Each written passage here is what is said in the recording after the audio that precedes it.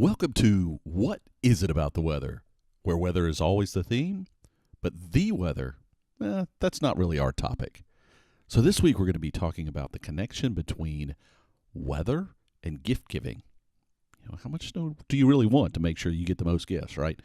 Any case, before we get to that, let me just say I hope you've had an interesting and enjoyable and weather-entwined week in some sort of way that's been I don't know, maybe giving you a new perspective on things about how weather influences your life. I think the biggest thing this past week for me in the weather enterprise has been the controversy about, do people know where they live? Now, let me just say that what initially sparked this was a tweet and a post. I think they also posted on Facebook from a local National Weather Service office reminding people that it's really not their job to tell you where you live. So much of the National Weather Service in terms of watches and warnings and those sort of things has been county focused for a very long time. And they are doing some things with polygons that, kind of change that up a little bit. But their point really was, do you know where you live? And, there's been some outspoken kind of comments about this from some well-known on-air meteorologists such as James Spann, and a lot of chatter this week. But it also came up in a seminar that I went to, or conference I went to, done by the local weather service office, and some speakers were talking to it, and they highlighted the challenges when people, particularly that don't come from county-oriented areas, have to kind of switch that mindset. But, there's a lot of people, and I know even growing up in a day and age well before GPS and all those wonderful things, where I knew the counties around me, but I may not have known two counties over. And, in terms of response time and kind of understanding where, dangerous weather might be, that could still be important. It's things can move fast in the weather world. So just knowing where you are may not alone be enough information. And I think with where we're going with apps and everybody having weather in the palm of their hand, that maybe there's an opportunity here for even people that don't know where they live. Because let's be realistic, it's not necessarily just knowing about where you live. And that's, I guess, my biggest problem with the post is there might be someone in the vicinity that gets an alert on their phone, because, a lot of times when you're carrying your phone, it changes to wherever you are and providing you alerts, or it should. I mean, that's the whole benefit of having this device. It's not going to do them any good to look at a map because they don't know the area that they're visiting really well. But that's also the pro of the mobile device, right? So it's a potential to give us information relative to our position anywhere. So it's not just about where you live, it's about where you travel and everything else. And not everybody's going to be able to memorize all those things. Yes, I agree. It's always good to know where you live. But I also think there's an opportunity for, if the tools are used properly, to take advantage of the fact that people aren't always going to know when they're visiting family or friends or on business travel or somewhere over the holidays or wherever it might be. There's an opportunity to protect people everywhere through the advances of that phone or that device that they're carrying around, knowing where they are, right? So hopefully we'll continue to find that thing, but I do always recommend knowing where you live, I guess. We should all know that anyways. I mean, kind of understanding at least where you spend the bulk of your time, escape routes for different situations. And, it came up again, I think I mentioned the tornado warnings I had last week here, but just knowing in your own location where to go, what to do. It starts at home and business and those sort of things, but it should grow and expand in case you are out and about or in an area that, you frequent often. It's just like fire warning systems, I guess. Knowing what to do in case of emergency, I think, is a healthy thing. But leveraging what we have in this day and age is also a healthy thing, and it's the whole point of having advances in technology, right? All right, so let's get into, okay, how much snow do I need to get to optimize how many gifts I'm going to get for Christmas? I really do want to talk about it in a broader sense, and quite honestly, not just focus on Christmas. I mean, it's certainly a big time of year here in the U.S. where it's a very commonly celebrated holiday. And I did a little, investigation on this, and I found an interesting kind of tidbit that actually most gift giving does happen between December and February of every year. Now, there's some very logical reasons behind that, right? It could be that Well, Christmas, Hanukkah, for instance, a couple big religious holidays are this time of year, and there are others. You've also got traditional New Year or Chinese New Year. Again, Chinese New Year tends to be a little later, but still within that window. Things like Valentine's Day. So many of these things take place in a concentrated time of the year in terms of big gift holidays. So the distribution was still concentrated, even if it wasn't specifically tied. And I know there's a lot of people around the world that celebrate the concept of Christmas, even if they're not practicing Christians. It is still a time of year to be joyful and happy and show your appreciation and gratefulness to others through gift giving, right? So what does that mean, really? Now, first off, of course, it means for roughly 90% of the world, it's a little less than that, but 90% of the world, it's wintertime. Now, you could argue the tropics, you pull out a big portion of that don't really, winter's still a very relative term. And there is the South American component. Having lived on both sides of the equator of the holiday, I can tell you it's very weird when you're used to having not necessarily snow, but at least colder weather around Christmas time, and all the things that you grow up with, particularly in the U.S., with whether it's specials on TV and all these things have a lot of cold associated with them. They promote the snow angle, they promote bundling up and being out in the weather, and White Christmas is certainly one of those things. Well, when you start seeing snowflakes and polar bears on advertising in Santiago, Chile, when it can be 35 Celsius or in the mid 90s Fahrenheit around Christmas Day, and it has been before. I mean, I've approached 100 degrees between that week of Christmas to Thanksgiving. It's a different perspective, right? So some of these things may not apply in the same way, but we'll talk about how they could apply. In any case, most people cold, some people warm, but because of the time of year, it can also be extremes in either case, right? It can be really cold or it can be really hot. So I guess the real question at hand is there a connection between what the weather's doing and gift giving and or gift receiving, right? So there's two sides to that equation as well. So I know I mentioned in the past that I was going to do a big data, and I still am, but I was thinking about this topic not only because it's timely for, generally speaking, for this time of year, but also because it kind of plays into the big data piece with how we're understanding more and more about purchasing behavior in relationship to weather. So we'll get into more of the technology side of it hopefully next week. That is the plan. I do promise to try to get that episode out next week. But let's talk about it in what we know, just, from a psychology of buying, right? So we know that little nuances in the weather, slight changes in, is it raining, is it not raining, what's the temperature, and that's where we're going. We're getting down into the minutia and understanding the critical thresholds.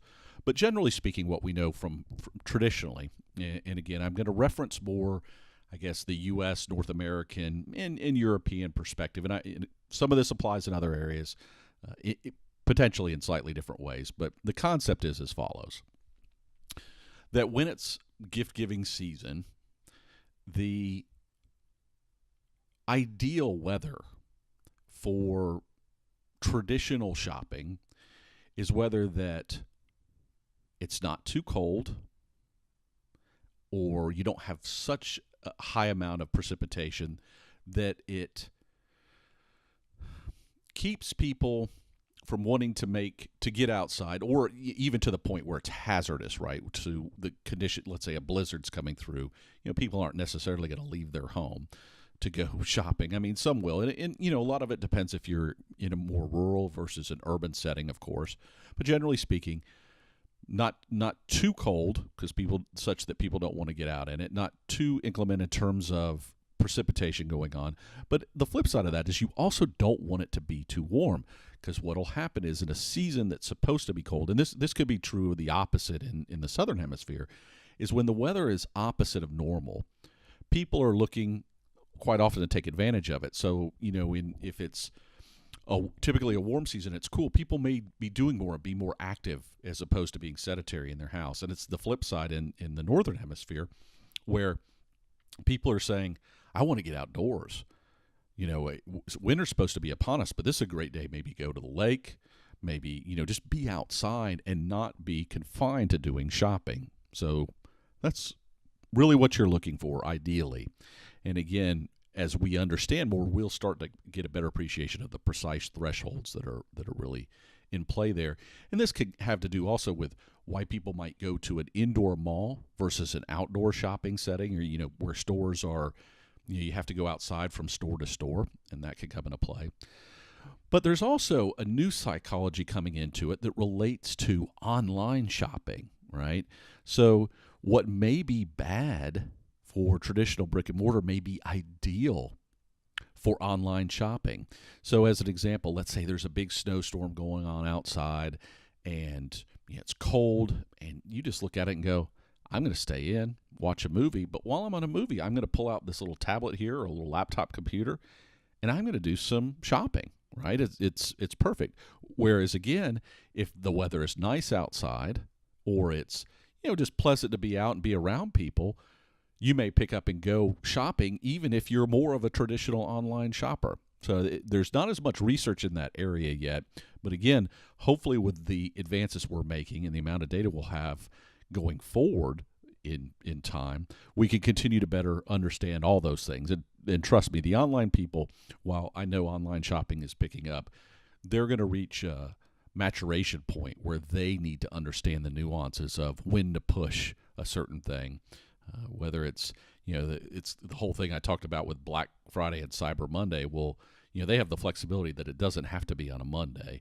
And with more and more people, getting alerts from different shopping programs or whatever, all that can come into play. Another interesting tidbit I found in all this is sometimes even really cold weather can trigger the right behavior, maybe not in the short term. In these cases, we were talking about kind of an immediate response. I'm getting up. What am I going to do today? But there's also been research that's shown that when people get an early arrival of winter-type weather, they start thinking, that's planning going on their head. Oh, winter's on the way. I need to be thinking about shopping. And so some people will shop earlier, and because the immediate timeline pressure isn't there, you may find that the gift giving is more generous because they're out there kind of, looking at individual things and taking some time and maybe being a little more generous. So, psychology of the buying is certainly one piece of the equation, right? So with an understanding of when we might shop, timing-wise, there's the next question of the kind of the psychology of generosity, and really, is there a weather connection there about how much giving people might do?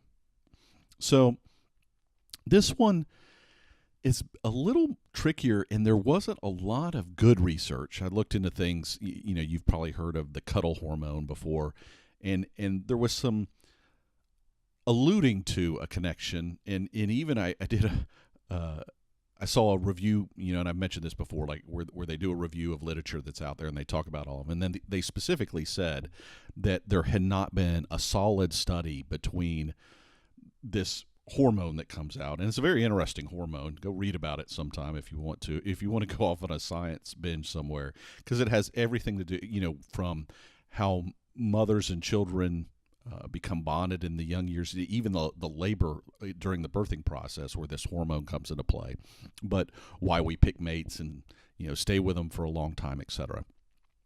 So no solid evidence there from that perspective, but what I did find something that was interesting in relation to hormones and how we feel is a study that investigated people getting a warm beverage, like if it's a cold day outside, a warm beverage being placed in their hand and that triggering this sort of hormonal response. So here you are, it's a cold day outside. You've just come in, gotten into the mall or the store or wherever it is, and you go and you grab a coffee, right? Your hands are still a little cold, and you put your hands on that container, and that, through the release and changes in our body, makes us more generous, makes us happier, makes us want to do things for other people. And the interesting thought process that continues to go on there is then it can become a feedback loop. Now, as we all know, shopping can certainly be very stressful, but as long as people aren't overdoing it, they may, if they've had some of these responses to them, they get this warm cup of coffee and they start thinking about all the wonderful gifts that they can go and get people, and they go get things done and may pick up something extra or spend a little bit more than they would have otherwise. And the more they do that, the more successful they are at the gift-giving process, or even seeing the little Salvation Army bucket. I know a lot of us dread walking outside because these things are all over the place every year, but you actually feel better if you give money. So it can become a feedback loop where you may have a day that you go out and you get a lot of shopping done and you feel good about it. And actually, that's the day you're more likely to go outside and give money to the Salvation Army, which in turn makes you want to maybe go home and then finish all your shopping doing online shopping. So while not as well studied and not directly studied in this way, it was shown that there's this generosity and warm temperatures being applied to the hand. But one of the other things that's known and has to do with hormones is extremes, whether it be really cold or whether it be really hot. And again, this gets into the whole, it could be in the northern hemisphere or southern hemisphere, is more likely to shut us down and put us in a bad mood. And we've talked about some of that aspects in the psychology of weather before. So there's really, you've got multiple ways that you can really think about this and look at it in what this angle is. So there's the psychology of buying element, there's the psychology of generosity. But now let's talk about, is there an impact really with the actual gifts that we get? So, you think about, and let's step away from Christmas for a moment, and let's take a day like Valentine's Day, right, where quite often we're buying perishable things, and both the availability and the prices on those items can vary drastically based on how the weather's been lately. In flower growing regions or in cocoa growing area, cocoa bean growing areas, that could, impact all the elements of what's going on. You want to buy roses for somebody, but instead of last year when a dozen was $25, this year it's $50. And you go, I'm not so sure about that. Or you want to get them some nice chocolate or something else. Again, if the price is double, you're going to think twice about what you spend on it. But another interesting element to it, and these are always the fun parts, right? That if you think about it, it's kind of obvious, was that how we think about the types we give are also impacted by the type of weather that's going on around us, and specifically the temperatures. So the colder it is, the more creative people are with gift giving, which I thought was interesting. I wouldn't have necessarily drawn that up. And so cold weather makes us more creative, which might be why you get more creative gifts in a cold year than in a warm year. And it triggers, again, how our body is responding. That triggers different areas of the brain. And, all this could even, and I'm not saying it didn't get in this much detail in what I was looking at, but it could even be getting into more primal things. Like, you're thinking about, it's cold, I've got to survive. What am I going to do to survive? And you're able to think not so much in just a processing sort of way, but, what would I do if sort of scenario. And when you apply that to gift giving, it becomes a different angle, and it's, oh, well, what if I gave them this thing or that thing? And how is that different than, or, maybe trying to have different gifts for everybody in the family instead of just giving gift cards. And actually I read some interesting stuff about gift cards in all this as well. So the answer is yes, everybody, no matter what people say, and this has nothing to do with weather, I'll just throw it in here for that. Gift cards work. Even though you feel guilty and people say, oh, it's kind of a lame gift, people that get gift cards more likely spend them on things that they wouldn't have bought otherwise that they actually want. All right, so there is that angle. So as you can see, it really impacts the whole cycle. Now, end of day, what does it mean? I'm not sure that any of it we can draw a conclusion and say really cold weather, you get better gifts, or more snow, you get better gifts. But what we can say is maybe snow earlier in the year. So, you shouldn't be looking for a white Christmas. Maybe you really need to be the new song, right? I'm dreaming of a white Halloween. So snow at Halloween, that's what you want. That's it. That's the optimal gift giving setup. And then after that, you want moderate to normal temperatures, not warmer than normal, but just kind of average after that, so that people aren't thwarted from going out and doing the shopping.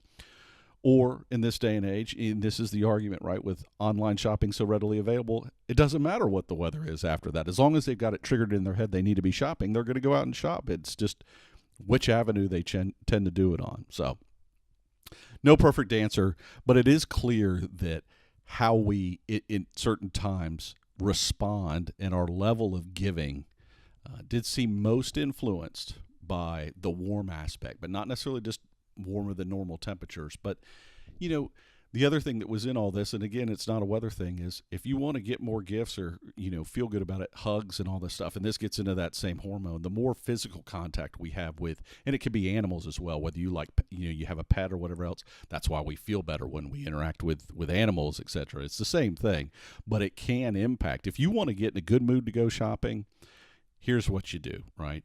First, you give somebody a hug before you're headed out. Maybe you take the dog with you and go on a walk before you go out, whatever it is, and get in that same mood.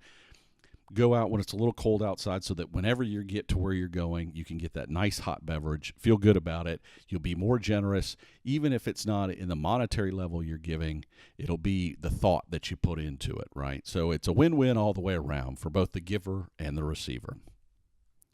So as I've, kind of touched on at various points during the episode here, clearly all this stuff does have to do with big data. The more we know, the more we understand on both the selling and the buying side, the more evolved the shopping process will become and fine-tuned. I read an interesting article that actually Christmas time or having holiday seasons and shopping around these big gift holidays, no matter what the weather is not of a benefit, because you end up buying things in a lot of cases that people don't necessarily want or use, and the best person to shop for is yourself. And this gets into the whole gift card thing again. But again, big data, the weather connection, we'll get into that next time around. So since I'm on the topic, we'll use a snow thing for our interesting tidbit this week. Now, traditionally, the U.S., and there's a couple locations in the western U.S. that are kind of known for big snowfalls. Go look at Donner Pass. Don't do it on a light day. If you ever want to read about the troubles of too much snow and how it can keep piling up over a season. But in the past couple of years, there's an area in Italy that's taken over with the 24-hour snowfall record, or the one-day snowfall record. They had 2.5 meters, nearly 8, is actually over 8 feet of snow right around there for a couple of different locations that, I would have at first thought, the northern part of Italy and the Alps area, but this place is it's like due east of Rome over towards the eastern Italy coast. I was stunned, but this gets kind of like in the U.S. where we have areas talk about lake effect snows, where these perfect kind of setups come for snow, but just, that's a lot of snow. So it makes me wonder, and I'm sure there are, I have to imagine that the snow record is nowhere near either one of these places, right? None, the U.S. locations or this place, that happens to be where people are measuring snow. I would guess and speculate that there's probably some area that has had more, and some snowstorm in the past at least one time, that it's just a place we don't frequent because we tend not to hang out in heavy snowfall areas as a rule of thumb. But can you imagine that? Not 2.5 feet, folks, 2.5 meters, over 8 feet of snow in one day. That's a lot of snow. I wonder if they got their mail the next day. I don't know. All right, so let's wrap up here. It's time to get to the end of the episode and let you get on with the rest of your holiday shopping if you're in a region that's observing this time of year. And if not, just enjoy the enjoy the end of the year. Any case, how to get hold of us, you know the routine. If you want to send an email, giving us some feedback, thoughts, whatever it might be, just whatisitabouttheweather@gmail.com. Of course, you can also check with Contact Us on the website, whatisitabouttheweather.com. There's a form there if you prefer to use it. Also, from a support standpoint, you know the drill. RSVP, rate, share, validate, and pledge. Whether you use iTunes or another podcatcher and it allows rating, consider rating us. Share, as I've always said, that's probably been the most important thing all along. Us little guys in the podcasting world, it's hard for people to find us. The rating thing helps, but as much as that, it's just you telling other people about the show. Validate. That feedback is crucial. I know you think to yourself, does he ever really read the emails? I read all these emails, and I appreciate not just the feedback, hey, it's a good show kind of stuff, but I appreciate getting thoughts about show ideas. And this is where we get to, right? You may have thought about the weather connection in a way that I have never even imagined. And then it becomes a win again for all of us because I can investigate and explore it. I learned something in it. We all learn, hopefully, something about it when we talk about it.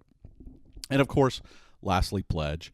If you're getting something from it and want to help with the cost that we have of hosting the show and that sort of thing, consider going over to patreon.com/weather and supporting the show. Or there's also a link now to if you want to just do a one-time pledge through PayPal.